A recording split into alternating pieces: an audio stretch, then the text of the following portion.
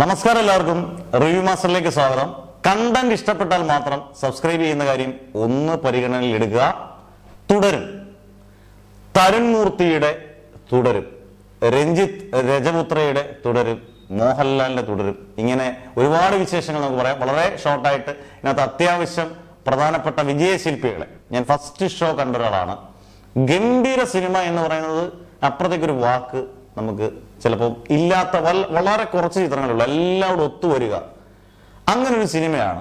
നമ്മൾ ഈ ചാനലിലേക്ക് കൃത്യമായിട്ട് കാണുന്നവർക്കറിയാം, നമ്മൾ കൃത്യമായി ആദ്യം നമ്മൾ ഈ തുടരും എന്ന് പറയുന്ന ഫുൾ പേര് നമ്മളാണ് ആദ്യം റിവീൽ ചെയ്യുന്നത്, അതായത് ക്രൂ റിവീൽ ചെയ്യുന്നതിന് മുമ്പേ. പിന്നെ ഇതൊരു ഫാമിലി റിവെഞ്ച് ആണെന്ന് ഇന്നലത്തെ വീഡിയോയ്ക്ക് നമ്മുടെ ഷോർട്സാണ് നമ്മൾ കൂടുതൽ എടുക്കുന്നത്. ഷോർട്സിനകത്ത് കൃത്യമായിട്ട് ഇതൊരു ഗംഭീര ഫാമിലി റിവെഞ്ച് ആണെന്ന് നമ്മൾ കൃത്യമായിട്ട് പറഞ്ഞിട്ടുണ്ട്. ഇനി ഇതിന്റെ പടത്തിലോട്ട് വന്നാൽ കൈയടിയട എന്ന് പറഞ്ഞാൽ, അല്ലെങ്കിൽ കൈയടിക്കട എന്ന് പറഞ്ഞാൽ കൈയടിക്കാനുണ്ട്. കാരണം അതിനകത്തെ സീൻ, തുടങ്ങുന്ന സീനിൽ നമ്മൾ first rank, second rank, third rank എന്ന് പറയുന്ന പോലെ ഇതിനകത്ത് എല്ലാവരും ഒരു പാർട്ടാണ്. സിനിമ എന്ന് പറയുന്ന ഒരു കൂട്ടായ്മയുടെ വലിയ വിജയമാണ് വിജയിക്കുമ്പോൾ. അല്ലാതെ ഒരു പ്രത്യേക ഒരാളുടെ വിജയം നമുക്ക് പ്രത്യേകിച്ച് പറയാൻ പറ്റത്തില്ല. പക്ഷേ ഇതിനകത്ത് വിജയശില്പികളിൽ കുറച്ച് ഗംഭീരമാർന്ന ഘടകങ്ങളുള്ള കുറെ പേരുണ്ട്. നമ്മൾ ആ ഫസ്റ്റ് സീൻ കാണും, പടം തുടങ്ങുന്ന ഫസ്റ്റ് സീൻ, ഞാൻ പറഞ്ഞ ടൈറ്റിൽ എല്ലാം കഴിഞ്ഞിട്ടുണ്ടെങ്കിൽ ഫസ്റ്റ് ഷോട്ട് കാണുമ്പോൾ നമ്മൾ ലോക്കാണ് എന്ന് പറഞ്ഞാൽ നമ്മൾ ആ സിനിമയിൽ ഇൻവോൾവ് ആയി. അത് തന്നെ സിനിമയുടെ ഏറ്റവും വലിയ വിജയമാണ്.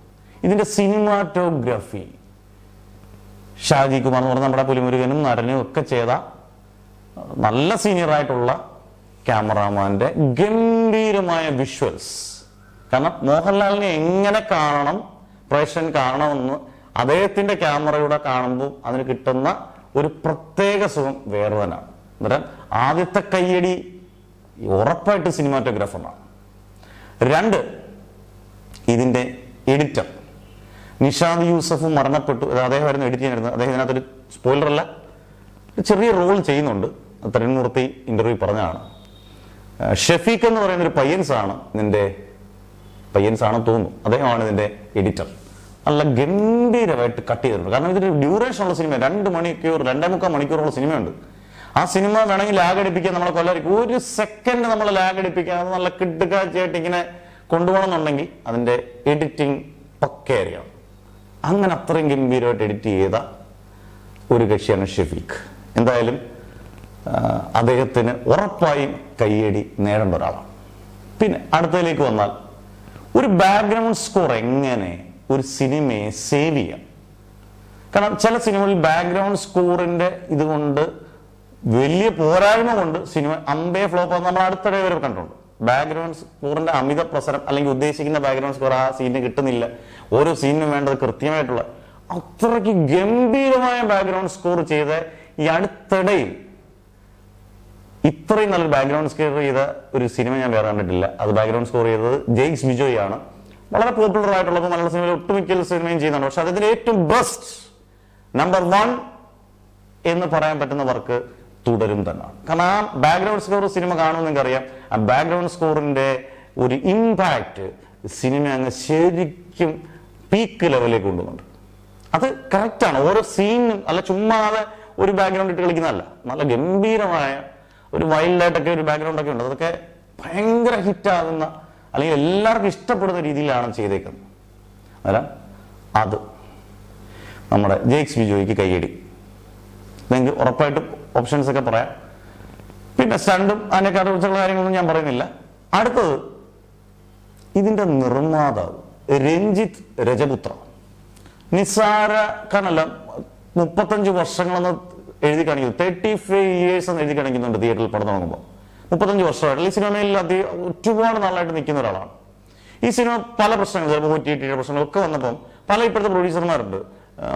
ഡയറക്ടറിനെ കുറ്റം പറയുക, നടനെ കുറ്റം പറയുക, അത് ഏത് നടനായാലും ഏത് നിർമ്മാതാവിന്റെ ചില പ്രശ്നങ്ങളുണ്ട്, കുറ്റങ്ങൾ പറഞ്ഞുകൊണ്ടിരിക്കുക.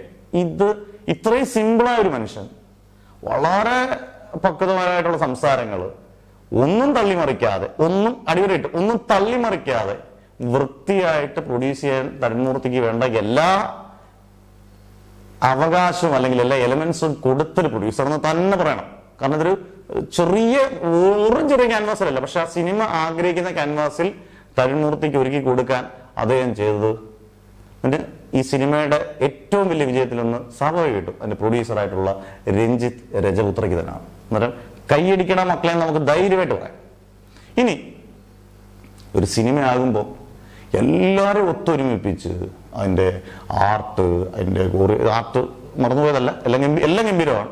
അതിൻ്റെ ആക്ഷൻ എല്ലാം ഒരുമിച്ച് കൊണ്ടുവരുന്ന ഒരു കപ്പിത്താൻ എന്ന് പറയുന്നത് തരുൺ മൂർത്തിയാണ്. അദ്ദേഹത്തിൻ്റെ ഓപ്പറേഷൻ ജാവയാണെങ്കിലും സൗദി വെള്ളയ്ക്കാണെങ്കിലും രണ്ടും എനിക്ക് വളരെ പേഴ്സണലി വളരെ ഫേവറേറ്റ് ആയ സിനിമയാണ്. രണ്ട് സിനിമകളും അത്യാവശ്യം നല്ല സിനിമയാണ്, ദേശീയ അവാർഡിൽ കയറിയ സിനിമയാണ്. അന്നേരം അദ്ദേഹത്തിൽ നിന്ന് പ്രതീക്ഷിക്കുന്ന ഒരു സംഭവമുണ്ട്. ഇതെനിക്ക് ഫാമിലി റിവെഞ്ച് ആണെന്ന് പേഴ്സണലി അറിയാമെങ്കിൽ പോലും ഇത്രയും ഗംഭീരമായി എടുക്കുന്ന ഒരാളാണ് എന്ന് ഈ ഒരു ജോണർ ഞാൻ ഒരിക്കലും സിനിമ ആണെന്ന് പ്രതീക്ഷിച്ചില്ല. കാരണം എന്താണ് ഒരു തള്ളുമില്ല. നിങ്ങൾ ശ്രദ്ധിച്ചാൽ മതി, അടുത്ത കാലത്തൊന്നും ഒരു മോഹൻലാൽ ചിത്രങ്ങൾക്ക് ഇത്രയും കുറഞ്ഞ പ്രൊമോഷൻ, അതായത് ഇവരുടെ ഭാഗത്തുനിന്ന് മാത്രമുള്ള പ്രൊമോഷൻ മാത്രമേ ഉള്ളൂ. അതായത് തരുൺ മൂർത്തിയോ അതിന്റെ റൈറ്ററോ അതിന്റെ ക്യാമറമാനോ ഒക്കെ വന്നിരുന്നുള്ള പ്രൊമോഷൻ മാത്രമേ ഉള്ളൂ. പക്ഷെ തരുൺ മൂർത്തി 1 മണിക്കൂർ സംസാരിക്കാൻ ഇരുന്നാൽ 1 മണിക്കൂർ നമുക്ക് നിർത്താതെ അല്ലെങ്കിൽ സ്കിപ്പ് ചെയ്യാതെ കാണാൻ തോന്നും. കാരണം നന്നായിട്ട് സംസാരിക്കും, കഥ പറയുന്ന പോലെ സംസാരിക്കും. അതാണ് ഈ സിനിമയുടെ ഏറ്റവും വലിയ വിജയം. പൾസറിഞ്ഞ് കഥ സുനിൽ എന്ന് പറഞ്ഞ ഒരാളാണെങ്കിൽ പോലും അതിനകത്ത് നന്നായിട്ട് തരുൺ മൂർത്തിയുടെ ഉറപ്പായിട്ട് അതിൻ്റെ അകത്ത് കൈയടക്കത്തോടു കൂടി ആ സ്ക്രിപ്റ്റിനെ എടുത്ത് അത് നന്നായിട്ട് വൃത്തിയായിട്ട് ഡയറക്റ്റ് ചെയ്ത അദ്ദേഹത്തിന്റെ മികവ് ഒരു രക്ഷയില്ല. ഇനി എന്തായാലും ഒരു ടോപ്പ് 5 ഡയറക്ടേഴ്സിൽ